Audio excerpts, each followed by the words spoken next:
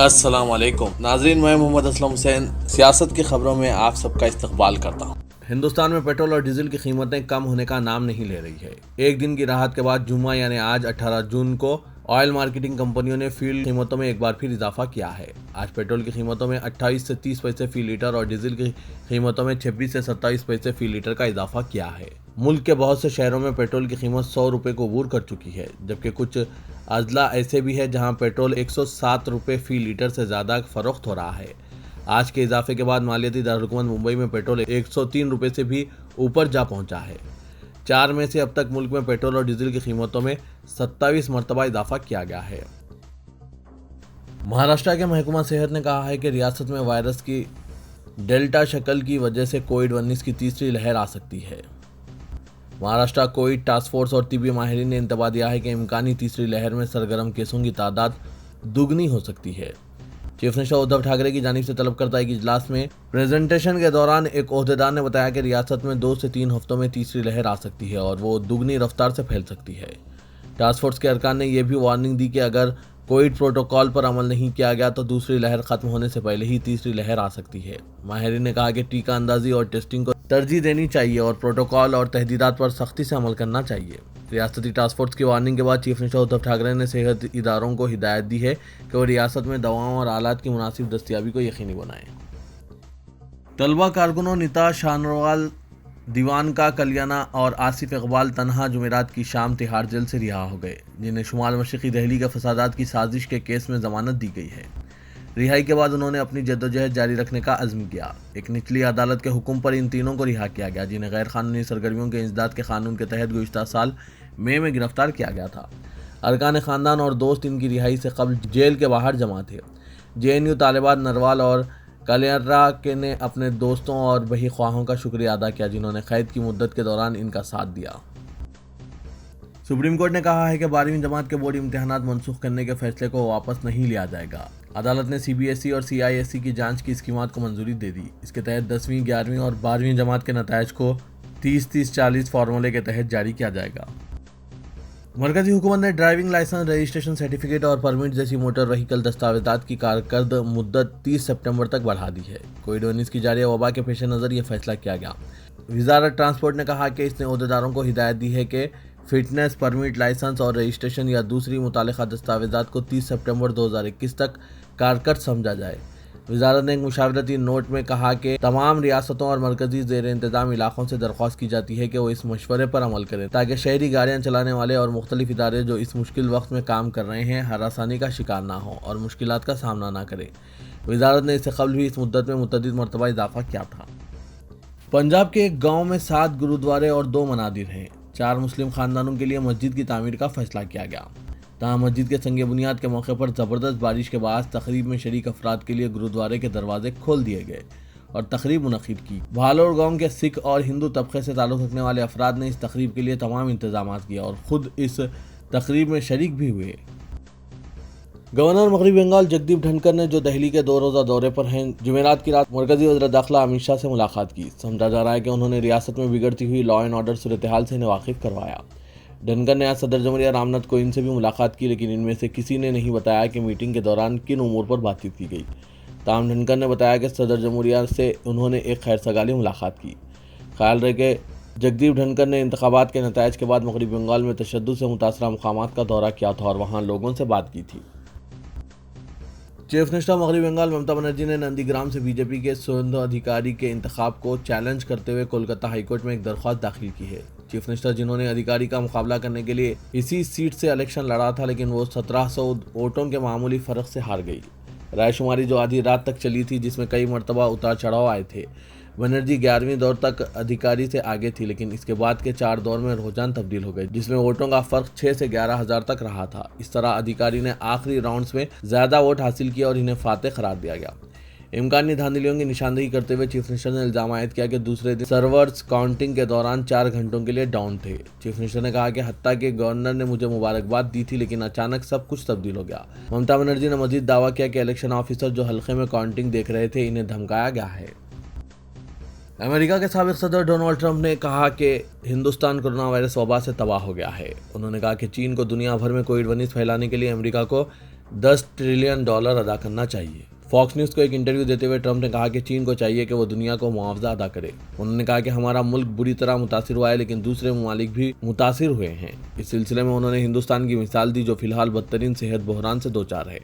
Trump ने कहा कि देखिए हिंदुस्तान में क्या हो रहा है। वो कहते थे कि देखो हिंदुस्तान किस तरह की कारकर्दगी दिखा रहा है।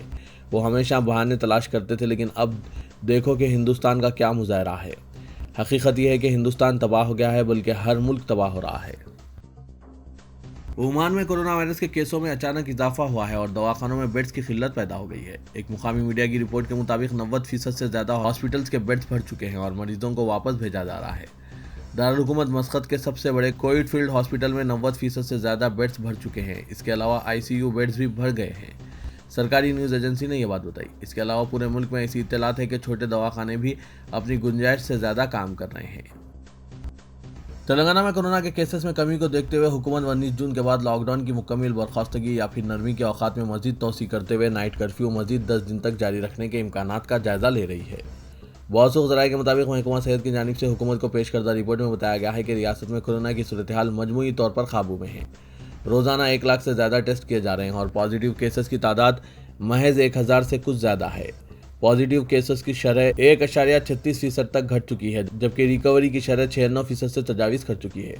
ओहदेदारों का दावा है कि कोरोना की दूसरी लहर पर मुकम्मल काबू पा लिया गया है। ओहदेदारों की रिपोर्ट की बुनियाद पर तौक़्क़े है कि चीफ मिनिस्टर के चंद्रशेखर राव आज ओहदेदारों के साथ इजलास में लॉकडाउन की बरकरारी या नाइट कर्फ्यू के बारे में क़तई फैसला करेंगे। ज़राए के मुताबिक रियासत में लॉकडाउन के नतीजे में सरकारी ख़जाने को भी भारी नुकसान और अवाम की मुआशी सरगर्मियों के मुतासिर होने के पस मंज़र में माहिरीन ने लॉकडाउन की बर्खास्तगी की सिफारिश की है। जिस तरह नई दिल्ली में सूरत हाल में बेहतरी के बाद तिजारती सरगर्मियों को बहाल कर दिया गया, इसी तर्ज पर तेलंगाना में मज़ीद रियायतों का फैसला किया जा सकता है। 19 जून के बाद नाइट कर्फ्यू की बरकरारी की सूरत में थिएटर्स को 50% नशिस्तों के साथ खोलने की इजाज़त दी जा सकती है। इसके अलावा जिम्नाजियम, पार्क्स और बार्स की सरगर्मियों को कोविड क़वायद के मुताबिक बहाल करने का फैसला किया जा सकता है।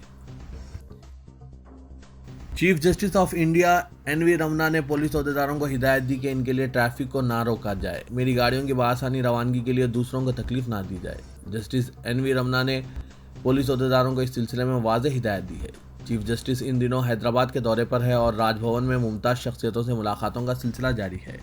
उन्होंने पुलिस अहदेदारों से कहा कि ज़रूरत पड़ने पर इनकी गाड़ी ट्रैफिक सिग्नल पर रोक दी जाए। जस्टिस रमना SR नगर में वाक़ अपनी ख़यामगाह में शब बसरी कर रहे हैं और मुलाकातों के लिए राजभवन पहुंच रहे हैं। SR नगर से राजभवन पहुंचने के दौरान उन्होंने देखा कि पुलिस ने इनकी गाड़ियों के लिए ट्रैफिक को रोक दिया था। बाद में उन्होंने पुलिस अहदेदारों से कहा कि इनके लिए ट्रैफिक को रोकने की ज़रूरत नहीं है, ज़रूरत पड़ने पर वो खुद अपनी गाड़ी को ट्रैफिक सिग्नल पर रोक देंगे। तेलंगाना में कोरोना केसों में बतदरीज कमी आ रही है, मगर ब्लैक फंगस के केसेस कम नहीं हो रहे हैं। डॉक्टरों का कहना है कि मौजूदा मुतासरीन में 50% को ऑपरेशन की ज़रूरत है। फिलहाल गांधी हॉस्पिटल में 400, कोठी ENT हॉस्पिटल में 550 और सरोजनी आई हॉस्पिटल में 110 मरीज ज़ेर इलाज हैं। गांधी हॉस्पिटल में 1 जून से अभी तक रोज़ाना 200 तक 300 मरीजों का इलाज किया जा रहा है। गांधी हॉस्पिटल में कोरोना के बाद ब्लैक फंगस का शिकार होने वालों को शरीक किया जा रहा है। ज़ईफ़ अफराद के फौरी ऑपरेशन किए जा रहे हैं। ENT शोबे के सरबराह प्रोफेसर शुभन बाबू की निगरानी में डॉक्टर्स की टीम ऑपरेशंस कर रही है। गांधी हॉस्पिटल में ब्लैक फंगस से मुतासिर 400 अफराद शरीक हुए, जिनमें 250 का ऑपरेशन किया गया। जून में 63 ऑपरेशन किए गए, जिनमें अक्सरियत जबड़े और आंखों के ऑपरेशन की है। बहुत कम अफराद के दिमाग की सर्जरी की गई। ENT हॉस्पिटल में भी ब्लैक फंगस मुतासरीन की कतार है। बाज़ वक्त तो हॉस्पिटल में बेड्स दस्तियाब नहीं हो रहे हैं। फंगस आंखों में फैल जाने के 110 मरीज सरोजनी हॉस्पिटल में ज़ेर इलाज है। इनमें 20 तक 25 का ऑपरेशन किया गया, जिनमें 13 मरीजों की आंख निकाल दी गई है। तरक्याती कामों और सड़कों की तोसी में GHMC की जानिब से पुराने शहर को नज़रअंदाज किया जा रहा है, जो ट्रैफिक मसाइल में इजाफे का सबब बन रहा है। दोनों शहरों हैदराबाद और सिकंदराबाद में GHMC तरक्याती कामों का जायज़ा लिया जाए तो पुराने शहर को यकसर नज़रअंदाज करने की पॉलिसी इख्तियार की गई और यहाँ सिर्फ ऐलानात किए जा रहे हैं।